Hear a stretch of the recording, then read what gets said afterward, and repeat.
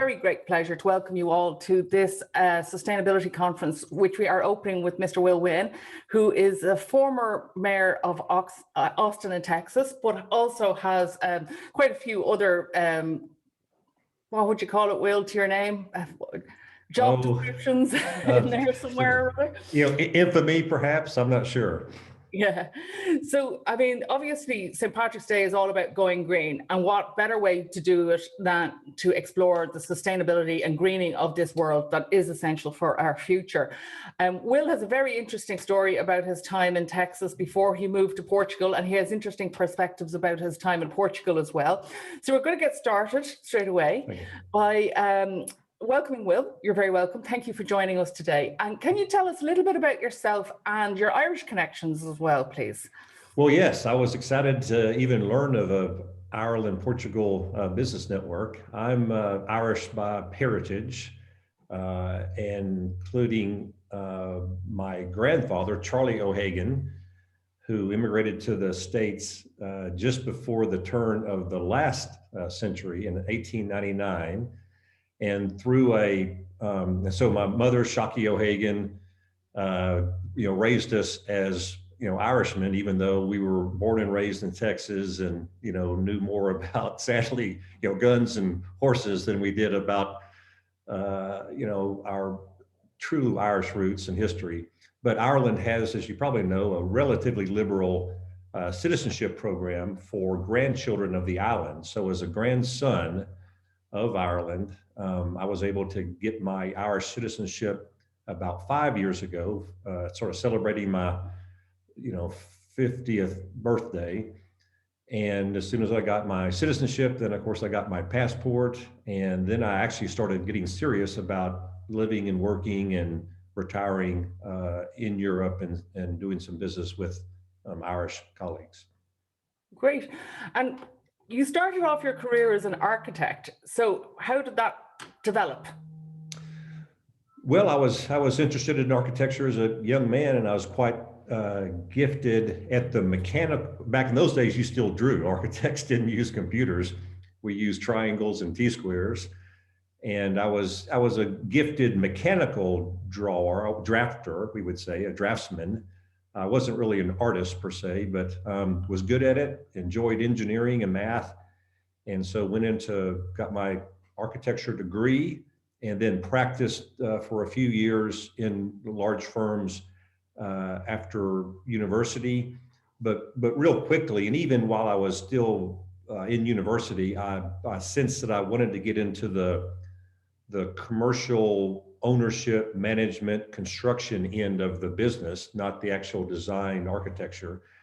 So I spent 20 some odd years in what we would call commercial real estate, not designing, but constructing, owning, developing, managing, mostly large office buildings, a few shopping centers, and took that experience into this brief, strange detour into our city hall in Austin later. So tell me about your journey into City Hall and through the utilities in Texas. What happened? Well, Austin, Texas specifically is a fairly unique city in Texas. It happens to be the capital city. So the provincial capital, some Europeans would think of it as. But it's a big university town and the seat of government for the entire state. The unique thing about Austin is it has never had any oil and gas. It's one of the few spots in the state that geologically has no oil and gas. And so, in the good news, because of that, what grew up in Austin was clean industry. There's no manufacturing. There was no petrochemical plants like Houston or Dallas or even San Antonio might have. So it was a cleaner environment, big university town. And so because of that, there was always a fairly strong environmental ethic with the Austin community. It's disproportionately young because of the college kids. There's 110,000 university students at any given time living in the city. So you feel like you're in a big college town. And so because of that, building office buildings, which I was doing, became somewhat political because the political debate in Austin wasn't Republican or Democrat or conservative liberal. It was, business versus environment, and business was usually very much seen in the building world, right? The bricks and mortars of growing population means more buildings, more roads, more need for schools, more power plants, more water treatment plants. So it's always sort of the construction industry versus environmentalist. And I was in the construction industry, but I was thought of myself as, very environmentally conscious and sensitive. And so I found myself at City Hall frequently on the receiving end of regulatory debates and just getting bludgeoned by bureaucrats, even though I thought I was trying to do, good projects that were energy efficient and had very little construction waste and doing it well, doing it right, but still getting bludgeoned by the bureaucrats. And so I finally just threw up my hands one day and said, the hell with this, I could do that job. And so I was, partially convinced by some friends to do it. And so in 2000, I took a break from my real estate career and got elected and spent 9 years there at City Hall, the last 6 as the mayor.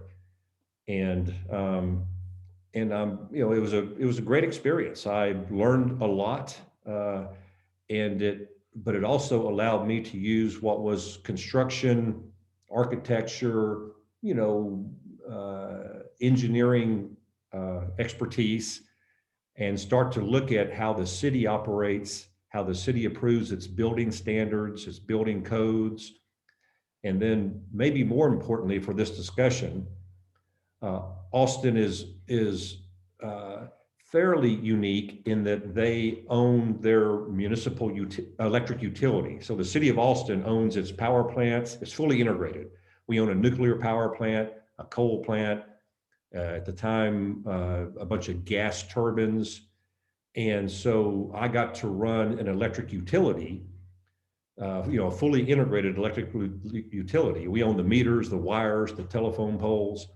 And so it was this real interesting time for me to take this engineering, building science background with an environmental sensitivity and try to have an impact on what otherwise is a big, dirty, messy utility industry. And how did that, what was the starting point and what innovations did you introduce, Will, that made a significant difference to the way Austin was running its utilities? Well, the first thing was in 2000 when I was first elected. I looked up and the electric utility had just been this almost an afterthought politically. So the mayor was just seemingly rarely involved in the actual policy prerogatives of that utility. And the utility, which was not unique in Texas, our generation was about a third nuclear, a third coal, and a third natural gas. In the scheme of things, it was a reasonably clean utility because the third that was nuclear doesn't emit carbon, and the third that's natural gas burns a lot cleaner than coal does. So compared to utilities that were virtually all coal, our utility was reasonably clean. But I looked up in 2000 and said, wait a minute, we have zero renewable energy, nothing. And our population was continuing to just go through the roof. Austin has doubled in population every approximately 25 years. It's doubled since I was first elected now in 20 years, which is crazy. It's gone from 500,000 to 1 million people in the city center in 20 years. I just declared as the chairman of that utility that we're going to meet the likely demand for more electricity by this population growth. We're going to meet it first with conservation. We're going to figure out how to help people use less electricity, building standards, free weatherization programs. We'll give you new doors, new windows. We'll help you with your attic insulation. Then two, efficiencies. And so particularly in the building code, which as mayor, I got to drive the debate around, we changed a lot of building codes so that the new houses being built in Austin were far more energy efficient and would use more electricity. And then third and finally, when we did need more electricity, which we were going to with the population doubling, then all of our new generation was going to be renewable energy. So we were no longer going to ever again add any CO2 emissions to our fuel mix and to our delivery of energy to the fastest growing population in the entire United States. And so virtually overnight, in the scheme of things, we built 5 big wind farms. We built at the time the country's largest solar array, about 30 megawatts, which is 350 acres, which I'm not sure how that relates to. I'm still learning hectares, and I'm still learning my European and metric conversion math. And we even built a big wood waste biomass plant. So I think the most dramatic thing that I did, but really I was learning as much as I was doing, was taking this utilities electric, generation fuel mix and just turning it upside down. And today the coal is almost zero. The renewable energy now, 10 years, 12 years after I've left office, is up to about 50%. So Austin right now is 75% non-carbon generation, counting the nuclear. I know there's, I understand the real debate about nuclear power, from a safety and a security standpoint. But so Austin now, the capital city in Texas, and Texas's oil and gas production has gone through the roof. People as a child, people were, predicting, peak oil, and oil production would go down, and over time we wouldn't have oil and gas anywhere. Now, good news, bad news, because of fracking, Texas oil production has gone through the roof, yet Austin has gone the opposite direction with our generation, and we're virtually carbon free when you look at how efficient they can run the 25% of the generation that's natural gas. The combined cycle generation of natural gas production of electricity is dramatically cleaner than even natural gas was, 20 years ago. So, and so we started having successes on that front. Meanwhile, our rates didn't go up, right? Our bond rating went up to AAA because we weren't taking on more debt per capita. Our population was growing so fast that the underlying financial dynamics for the utility actually improved. So there wasn't a sort of a conservative argument that, look, yeah, you can do all this green stuff, but it's going to cost more than our traditional, carbon-based energy.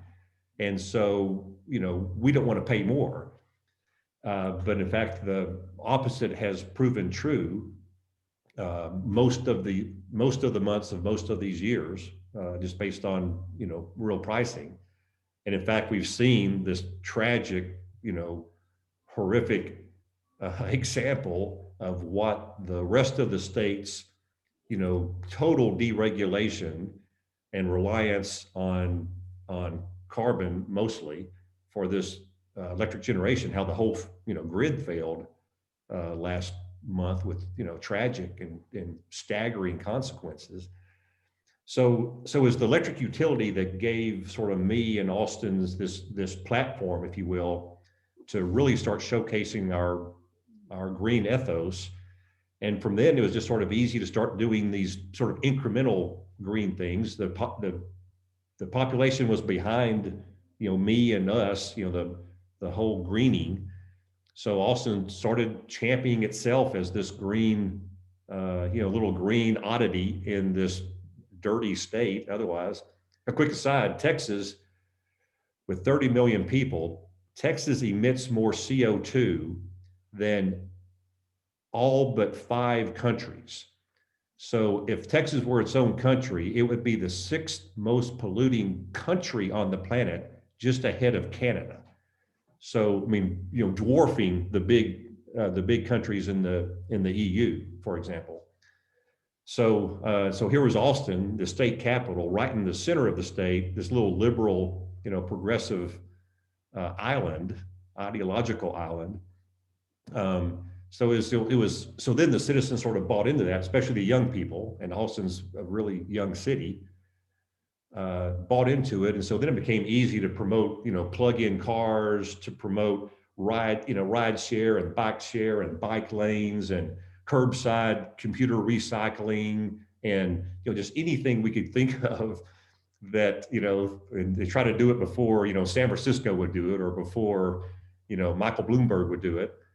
So it was sort of a really fun, interesting, 9 years to be in the middle of what I thought was, good, sound, policy. And Will, you were talking to me when we were preparing for this call about just the sheer volume of electricity that Texas consumes overall. And you were saying also that one of the challenges of renewables is that it's, how you use excess demand, or how you use it when it's not necessarily, in peak demand time. So can you tell us, how big that problem is, and one of the solutions that you guys came up with to fix it? Well, the reason why Texas emits so much CO2 is because, Texas as a society consumes so much electricity, and most of that is air conditioning. Because of the climate there. I mean, the sun the sun here in Portugal is our friend, right? We look for houses that are oriented to the south, and we run down to the beach when it's, 16 degrees. Portugal, I've heard it said, is a cold country with a hot sun. And so the sun is our friend here in Portugal. And Texas is the opposite. The sun is your enemy. So you design houses with a lot of shade. You try to pick up the prevailing winds, do anything to fight the heat there. But of course, the mechanical answer, these last 50 years has been the invention of and proliferation of air conditioning.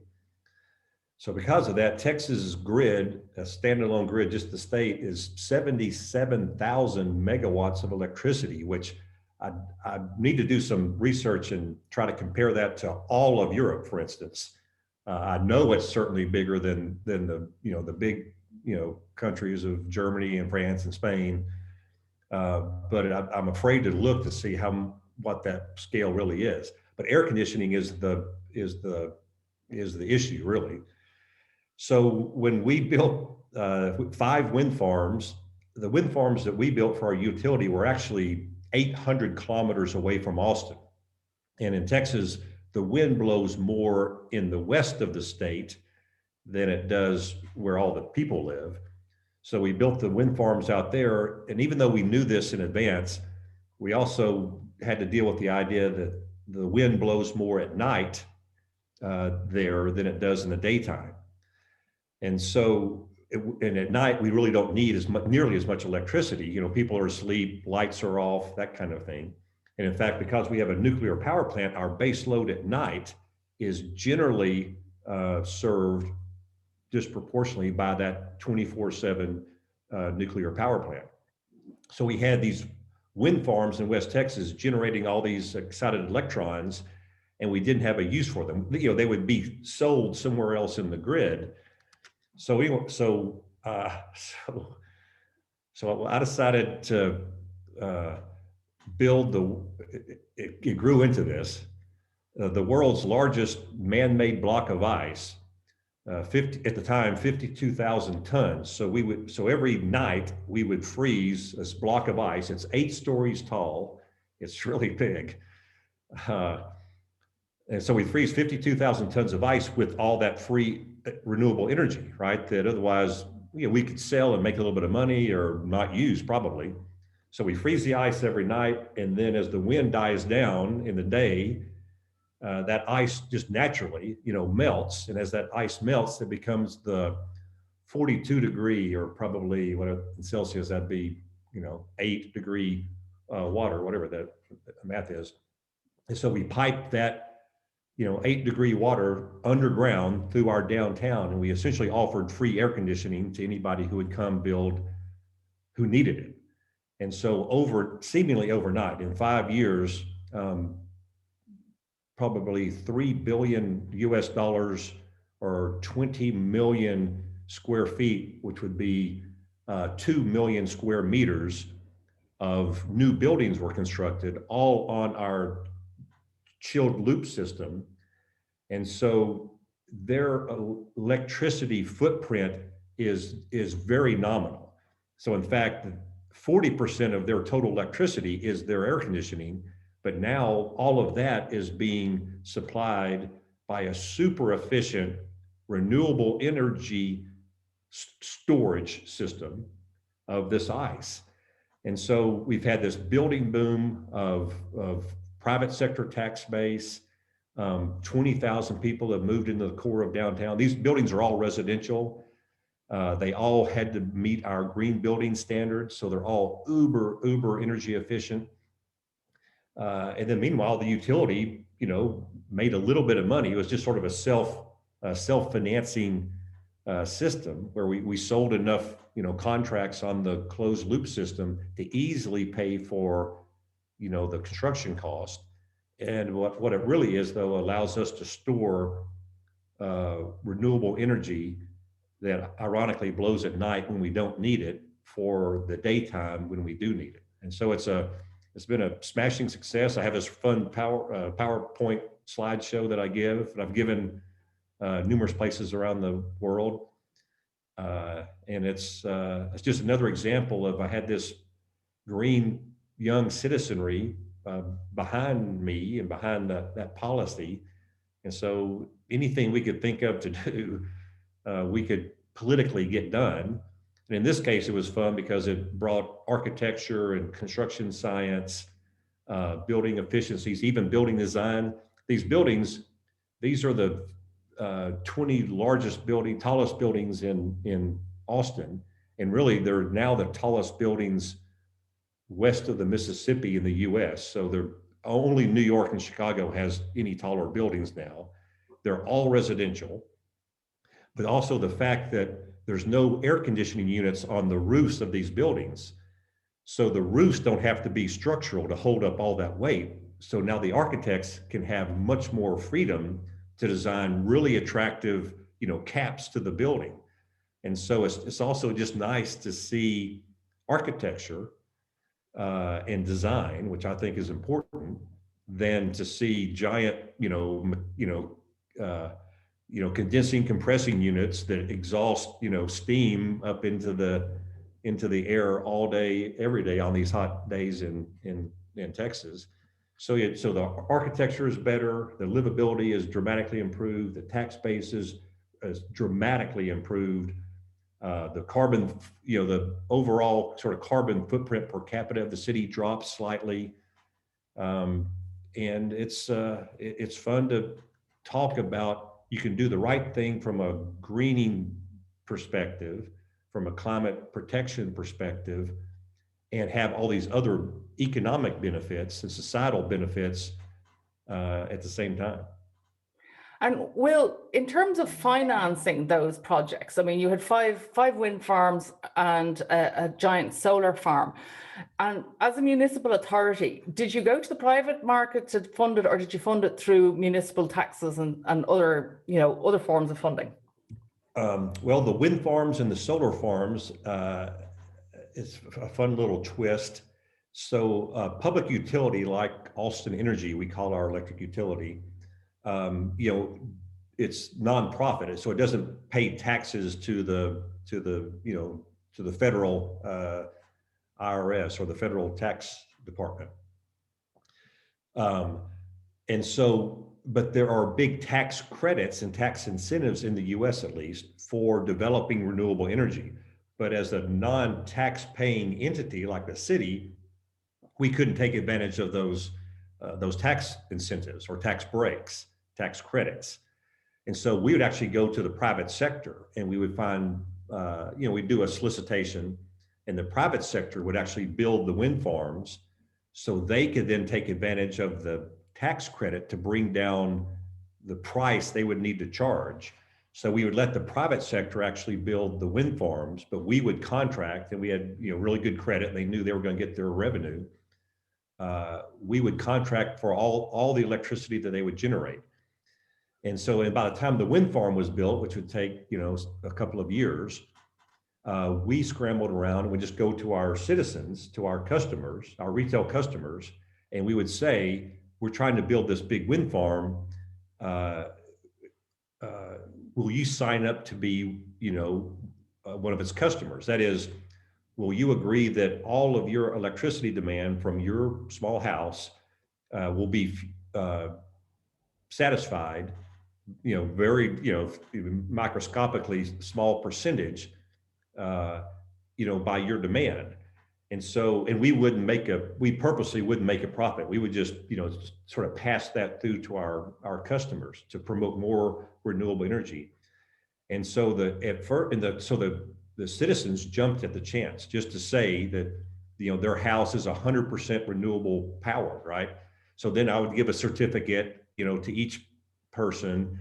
And so all these homeowners could say, especially as they're talking about their carbon footprint and the need for climate protection, people would say, oh, your house isn't very energy efficient, or, you should get a new refrigerator, that uses less electricity. And they would say, look, all of my electricity consumption is fueled by renewable energy. I'm emitting no carbon dioxide, into the atmosphere with our energy. So, go take a hike. Yeah, right. Go away. And so it became very popular. And so we just sold millions of kilowatt hours worth of renewable energy just by letting the citizens have the choice. You can stay with us, we're good, but we still have some natural gas. We still have a little bit of coal, or you can be completely renewable with this private sector contract that we're trying to have done. So, so we do it that way. On the big ice cube, if you will, we were building a new city hall and building a new convention center and a convention center hotel. So the city needed 1 million square feet of cooling, air conditioning. So we were already going to do a district chiller. We hadn't come up with the concept yet about the ice thermal storage system, which is what this is. But we knew we were going to need 1 million square feet of cooling for our 3 buildings, and we would connect them in an underground grid. But then we started thinking, we're spending $40 million to do this. How much does it cost to double it to 2 million square feet of cooling? And then there was virtually no variable cost, right? And so then I said, what about 5 million square feet? What about 10? And we finally settled at 20 million square feet of cooling, but it only drove the construction cost from $42 to $45 million. So I just had to figure out how to make the $3 million delta pay for itself, which is why we could offer essentially free air conditioning, because we just needed pennies, from each of the customers on a, per rata basis. And so it was very easy for us to, to finance just that delta of $3 million. We were already, we already bought the land. We were already building the facility. We're already, buying the equipment. We were already digging up the streets to lay the pipes between our 3 buildings. So it was just a case of just, good private, sector ingenuity, overlaid on this sort of public sector, public works project. So sometimes we would let the private sector take advantage of, tax credits, federal tax credits, and let them take advantage of that. We didn't need the tax credits. We don't pay taxes as a city. But we would benefit from the lower price, calculated in based on their credits. Or in the case of the ice cube, we would just, quickly go to the private sector and try to sell subscriptions to, offset a pretty small, very manageable, commercial debt delta. I'm going to give you a moment to grab your breath there, Will, and go to Arnold. Arnold, is there any questions in the chat that we might put towards Will? Well, at the moment, there is just one question from John. John is asking, how did hosting city cope during the recent cold? And assuming that it did well, he's asking why we haven't heard more about this as a counterpoint to the oil industry propaganda. Yes. Well, sadly, Austin did as poorly as the rest of the state, because as independent as our electric utility is, that is, we own our own generation, we own our distribution, our meters, we're part of the Texas grid. It's all interconnected.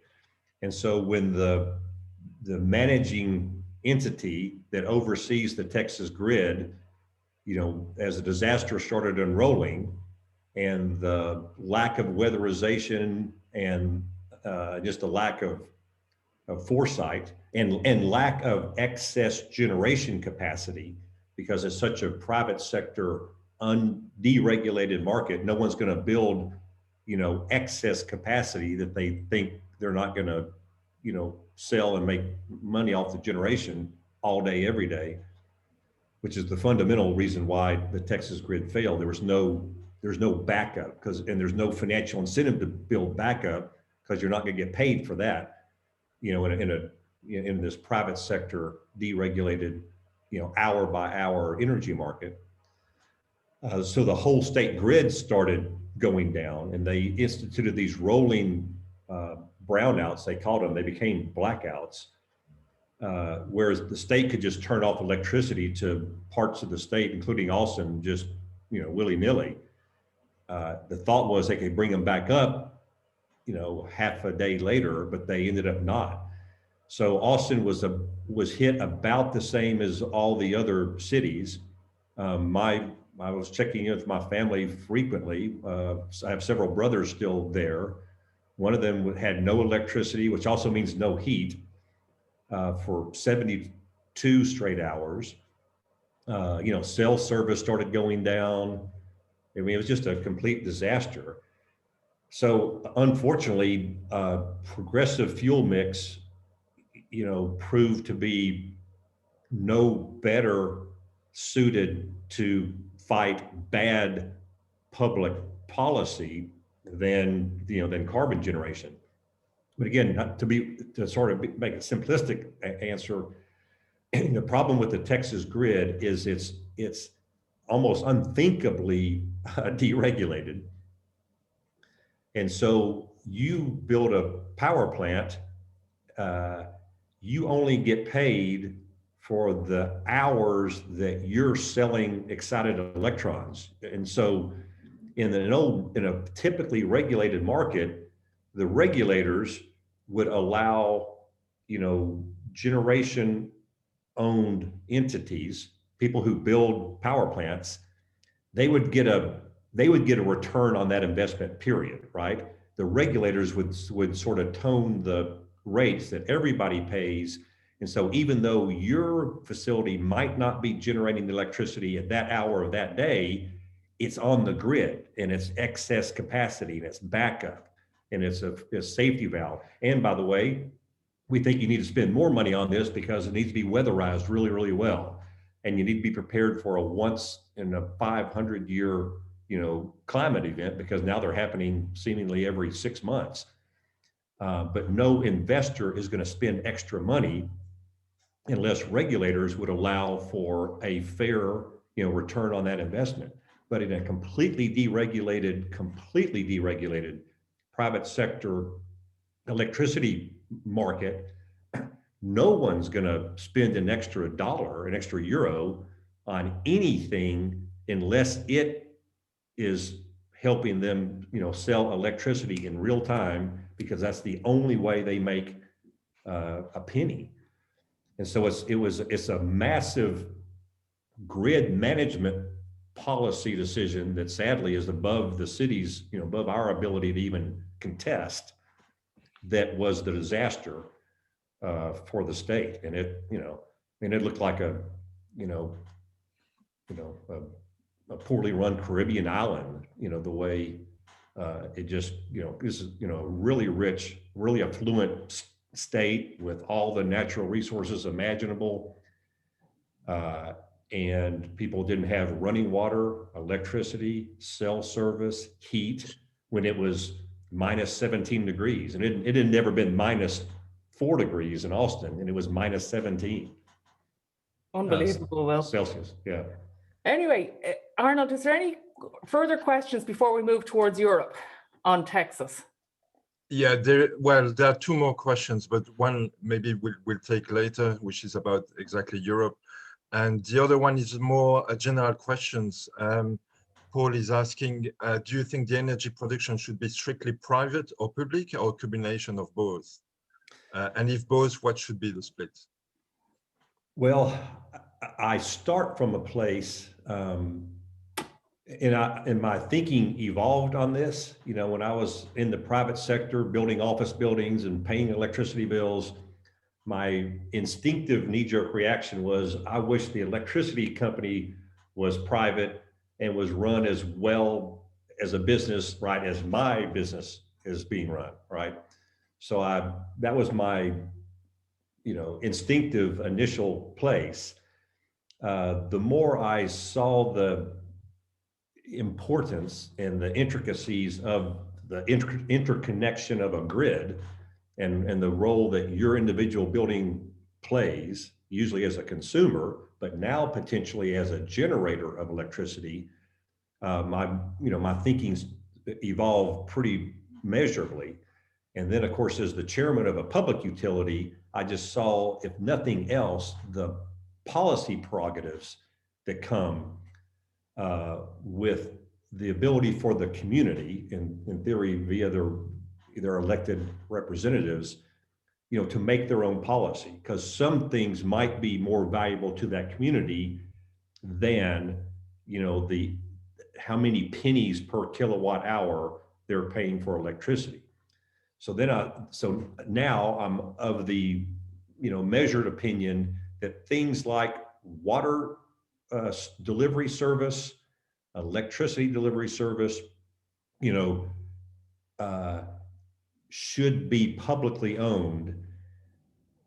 And a slight caveat that even Austin's example, it was private sector wind farms that we would contract with to green our grid, right? So I definitely see the role for, private sector investment and sort of partnering. But when you have that, there has to be, the corresponding sort of regulatory infrastructure, hopefully quite fair. Otherwise, you won't attract the private investment to begin with, that makes it all work. But I'm definitely much more in the public ownership camp, but I recognize the value of, the efficacy of a, quick private sector decision making and delivery opportunities on things like, renewable energy. Just quickly pulling back, sadly, the thing that has been lost in the Texas discussion, and I hope it will come up soon. So even the big solar farm that I got to have built, 30 megawatts, at the time the biggest in the US, now there are many much larger. Even those giant solar farms weren't allowed to get their electricity to Austin because the grid had failed, right? So the real discussion on solar, which I'm a big proponent of, is decentralized generation, right? It's rooftop solar. And so, there were plenty of houses, not enough, but plenty of houses that had rooftop solar that are designed extremely well, that are sited well. In Austin, they changed the pitch of the roof. 23.5 degree pitch is the optimal pitch of a roof to then put the solar panels on to have more generation throughout the year than any other angle of your roof, right? So homes are being built as little generating plants, really. And so those houses were fine. Those houses had heat. They weren't paying for it. They could charge their cell phones. Some of them, of course, have plug-in cars that, store some of that energy as well.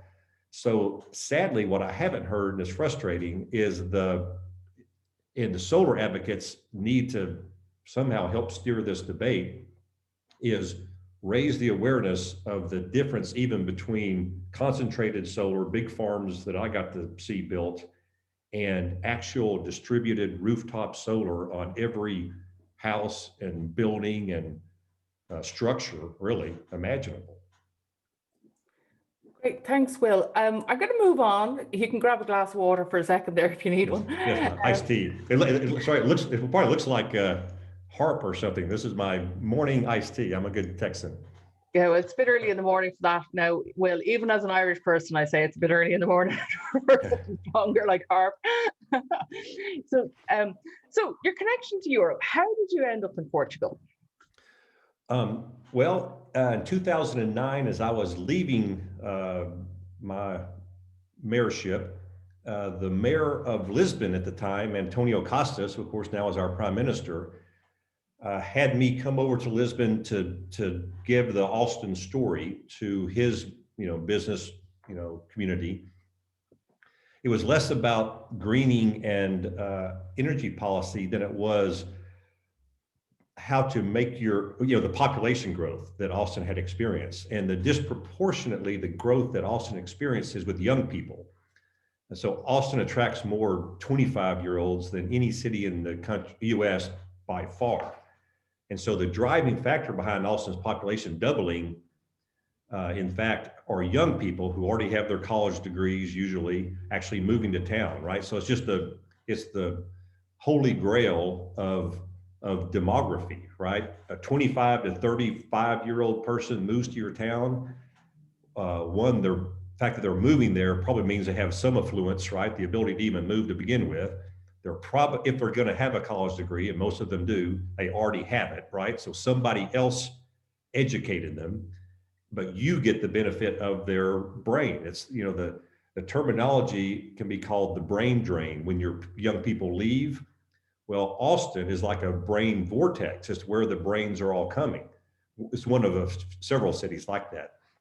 So Antonio Costas wanted me to speak on that dynamic of what could be a future in Lisbon that attracts young people, not only first and foremost keeps the young people here and they don't move to London or Rio de Janeiro or Dresden or wherever they might move for economic opportunity.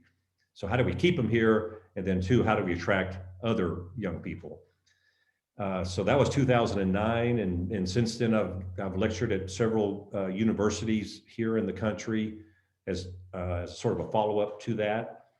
And then 5 years ago, I was asked by the city of Guimarães in the north to help advise their application for the competition to be named the European Green Capital, which is a very structured program. It takes 4 or 5 years just to fill in the application. Ironically, Lisbon was chosen as the European Green Capital for 2020, which was the year that Guimarães was competing for, but it was a friendly competition between Guimarães and Lisbon, sort of complementary actually.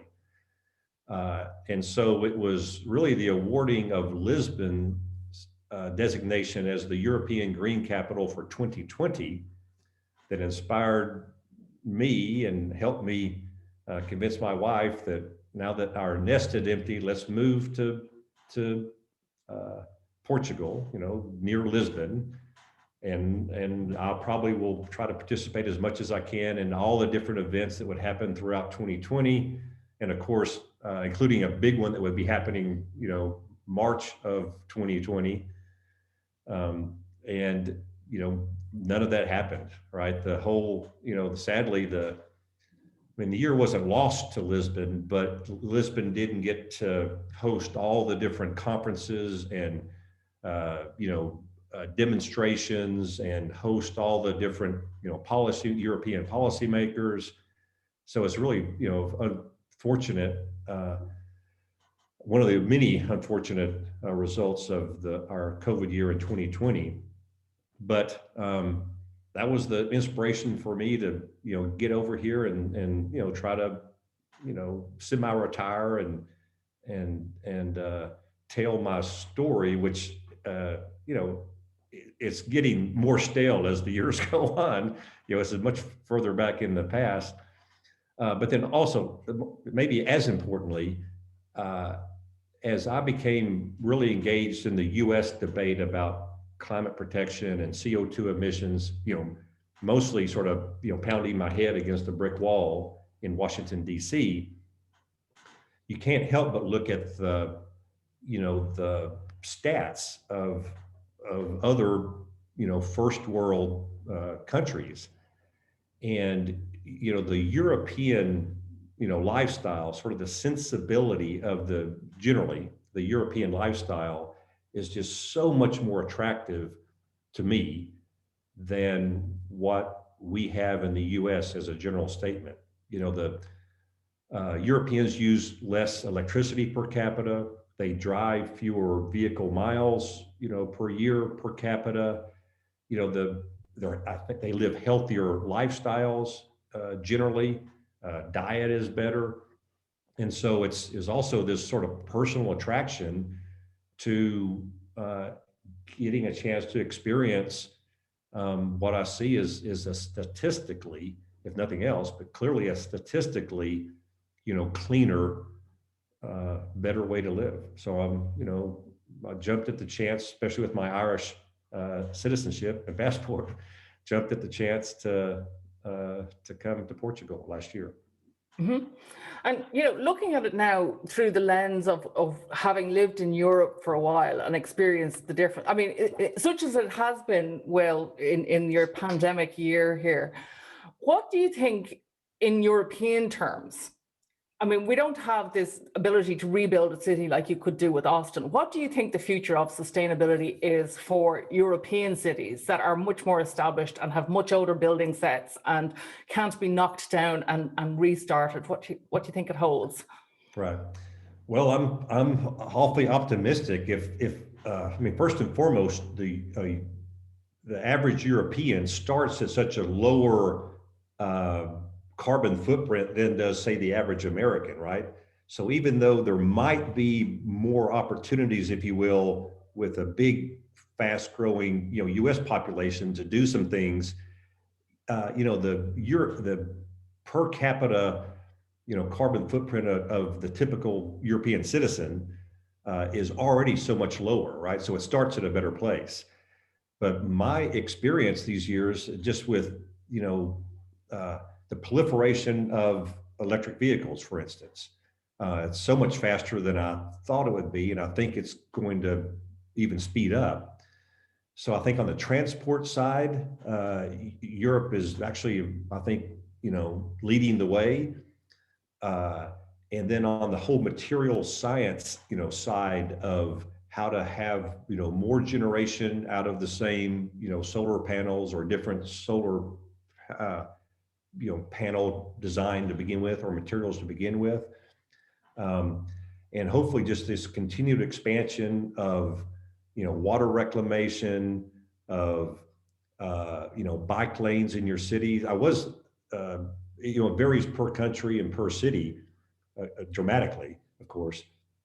But I was, amazed really at, even though so many European cities, of course, were designed and built before the advent of the automobile, some of them are still not particularly pleasant to try to get around on in a bicycle. And so there's still a lot of opportunities from the urban planning standpoint, improving, bike transit. But I really think the electrification of the transportation grid is going to be the next big leap. Then just material science in general, the new construction that I see in many countries, we're just smarter about how we build buildings and what products we use to build them than we, ever were, that we ever thought of before. So I'm pleased to be in a place where we're already at a low sort of consumptive spot.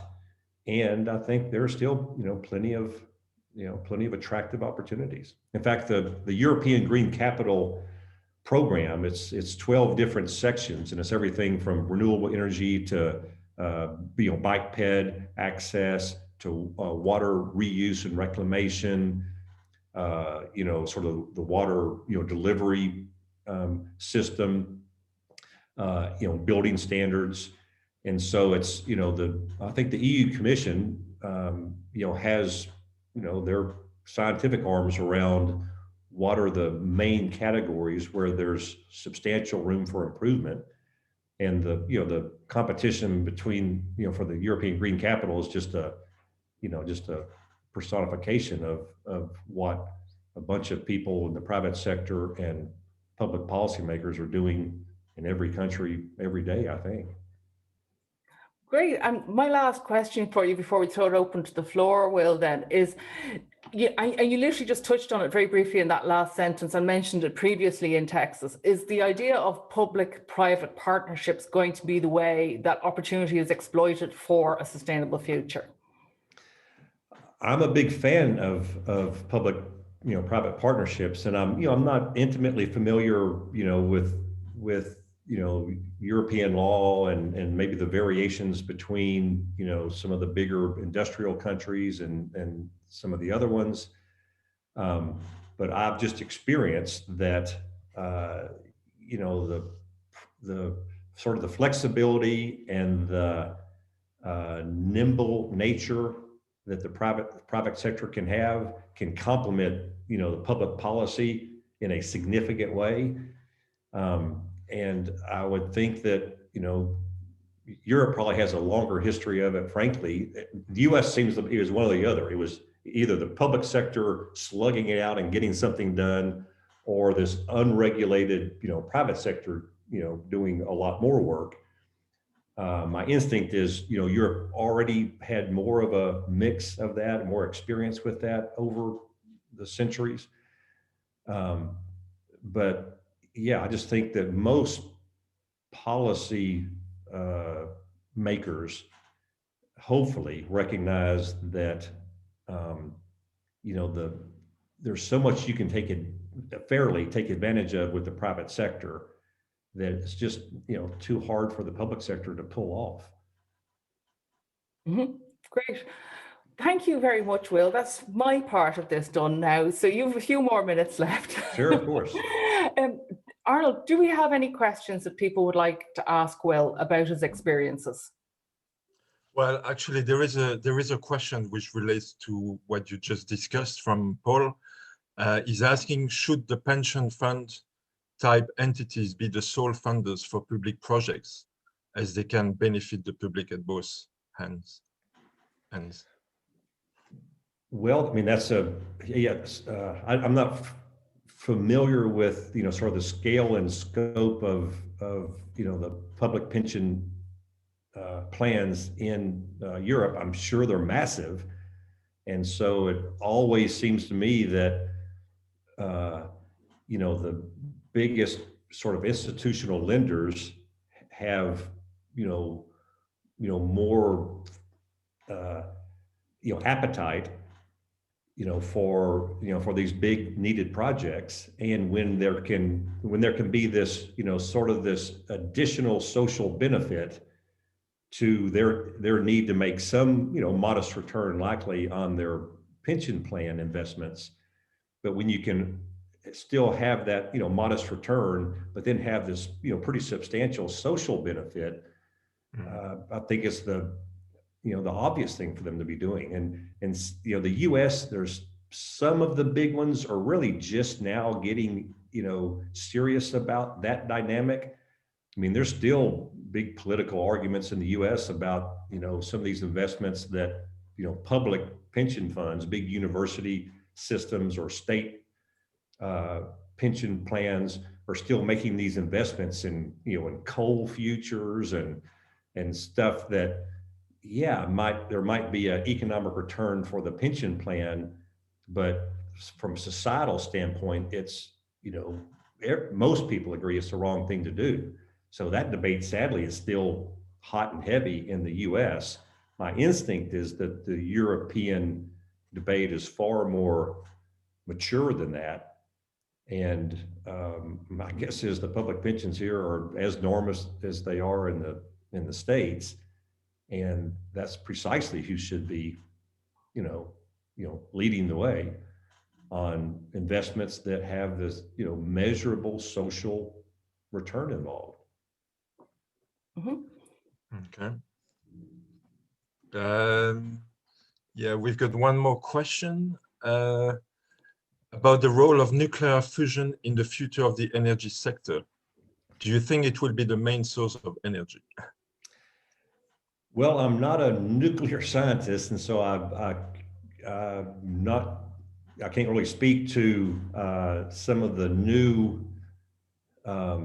technologies and science around, nuclear fusion and just, different nuances of nuclear power. I'll say that, I've seen benefits from nuclear power plants, both economically for a city-owned facility like Austin's, but then also just from the carbon emissions standpoint. I know there's real debate about, old 1970s technology. The newest nuclear power plant in the United States, I think, was built in 1977. So there hasn't been one, built in almost 45 years. And so there's real debate, understandable debate, with these older nuclear power plants around, waste and around, security, frankly.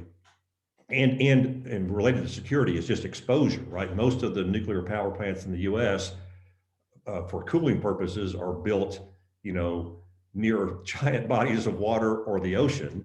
Our nuclear power plant in Texas is about 2 meters above sea level in a area called Brazoria County in South Texas. So, you talk about long-term sea level rise, or you talk about these hurricanes that in the Gulf of Mexico with bathwater temperature that makes for, more wind speed, more moisture in that wind, these massive hurricanes that used to rarely hit, now we're hitting quite frequently. And our nuclear power plant is right there, right? So there's real debate around security and waste of these old generation nuclear, which is all the US has. But at the same time, until very recently, upwards of 90 to 95% of non-carbon generated electricity in the US was nuclear. I mean, there was a modest amount of hydro power in the northwest of the US. But so if carbon emissions is in fact, the biggest demon, for decades, for my lifetime, really the only non-carbon generation in the US was nuclear. Sadly, that's such old generation. There's no upgrades per se in that whole fleet. So I just see this benefit. I see the non-carbon benefit of nuclear generation. I'm aware that there's, real, and there should be, good debate about, future technologies and science related to nuclear. But I see that it should be on the table. It should be, discussed and debated, and hopefully the scientists, enable policymakers to make the best and most sound decision for, each locality. My understanding of France's, carbon footprint, if you will, from the generation, I think France is upwards of, 70, 75% nuclear, or it was back in my day. And so that kept the French, carbon footprint, so low, so long, even really before people were, discussing and talking and worrying about their carbon footprint. But I mean, just to jump in on that, Will, surely it is much more, capital less intensive to go for renewables as a distributed network rather than the massive capital investment required for any standalone power generation plant. Right. I mean, the real reason that there was real protest, certainly in the 1970s in the U.S. about a significant sort of anti-nuke movement, environmental movement in the U.S. But the real reason why the U.S. hasn't built a nuclear power plant in 45 years is because you just do the math and then you roll the dice. The power plant that Austin was a part of in the 1970s when it was constructed. Of course, I'm sure it had a budget of $850 million and came in at $3 billion. Well, now if they were to even pencil one out, the budget would be $8 billion. And then by the time it gets delivered, everybody knows it's going to be, $14 billion in cost to actually deliver one. That's the real reason why there hasn't been one built in the US, at least in 45 years, is because just the unpredictability of the staggering capital cost of them, right? I mean, for $1 billion, a good utility with even modest,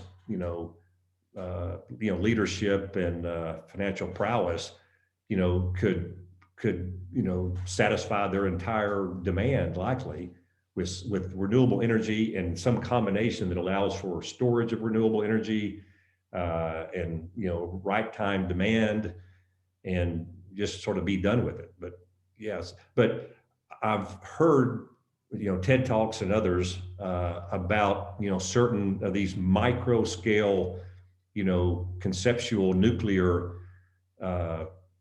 devices that presumably are safe and predictable and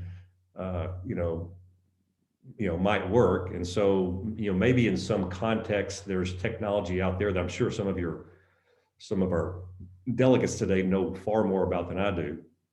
But yeah, there's not going to be a massive nuclear power plant built Anytime soon. Great.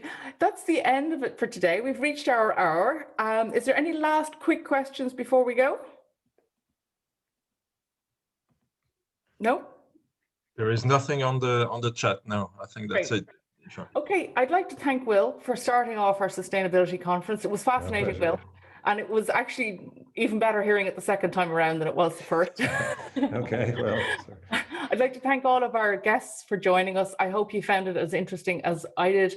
And I look forward to seeing you at the next event, which is being hosted by John Duggan this afternoon and is actually how regeneration leads to community regeneration projects, which will be really, really interesting with Sarah Miller from the Rediscovery Centre in Dublin.